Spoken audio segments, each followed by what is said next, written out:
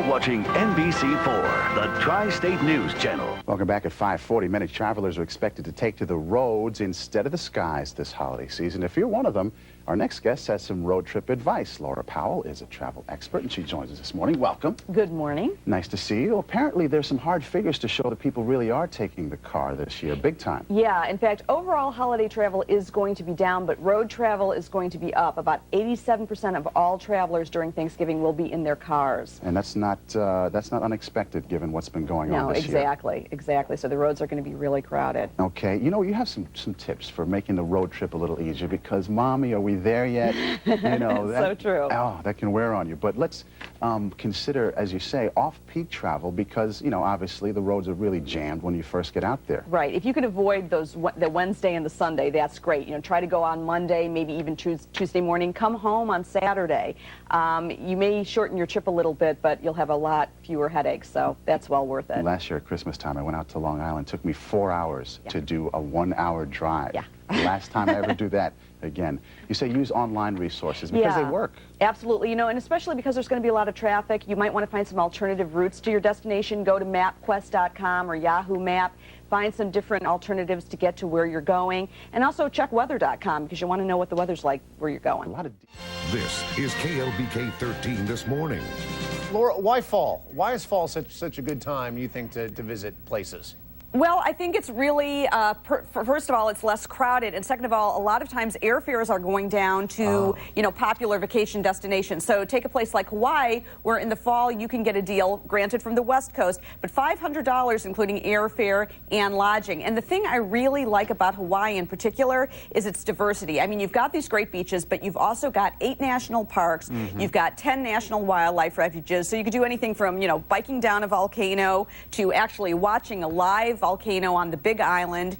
In Kauai, there are 3 national wildlife refuges where you can see beautiful birds and scenery. And of course, on Oahu, the national park there is the USS Arizona Memorial, which of course harkens back to Pearl Harbor. So for more on Hawaii in particular, gohawaii.com is a good website to check out. If you had one big fall travel tip, Laura, what would that be?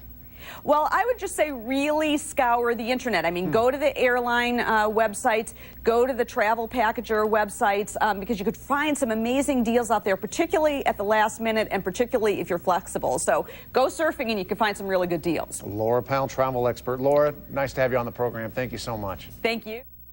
Do you have some advice about the trends and how we're paying for trips now? Use the credit card and the debit card, you say. So not the traveler's checks with your advice? You know, the credit cards and the debit cards are far more versatile and far more accepted than traveler's checks these days. And the nice added advantage of the debit card is in many places you can make your purchase with the debit card and you can also get cash back, which means you don't have to worry about finding an ATM and paying bank fees. So the versatility and the security, because if they're lost or stolen, you can call 800 numbers and make sure that no unauthorized purchases are charged to you. So really, I highly recommend bringing a debit card or a credit card.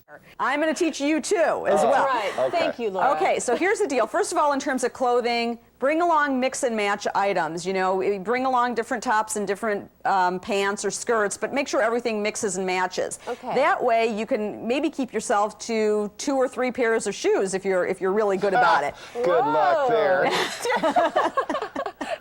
But you know, one can only try. Right. Bringing along travel size accessories like, you know, travel hair dryers, I think is a really good idea. This here is an alarm clock, but it's also a smoke detector and a flashlight and a motion detector. So that's kind of neat to have an item that can do a lot of different things. And toiletries tend to be very bulky. So again, if you can use multi-purpose products, that'll save you space.